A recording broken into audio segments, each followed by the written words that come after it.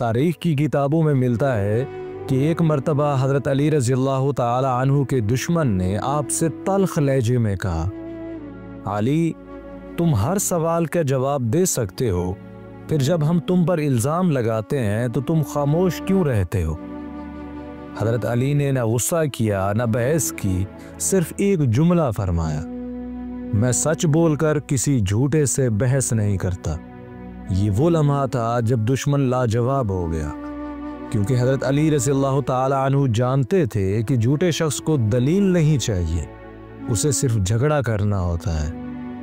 اور علی وہ ہستی ہیں جنہیں رسول اللہ صلی اللہ علیہ وسلم نے فرمایا، میں علم کا شہر ہوں اور علی اس کا دروازہ۔ حضرت علی کے علم کی سب سے بڑی پہچان یہی تھی کہ آپ ہر بات کا جواب دینا ضروری نہیں سمجھتے تھے۔ آج اگر ہم اپنی زندگی میں یہ سیکھ لیں کہ ہر الزام کا جواب نہیں دینا بلکہ کردار سے، خاموشی سے جواب دینا ہے، تو دشمن خود لاجواب ہو جائے گا۔ حضرت علی رضی اللہ تعالی عنہ کے اقوال روشنی کا چراغ ہیں۔ دعا کرتے ہیں کہ اللہ تعالیٰ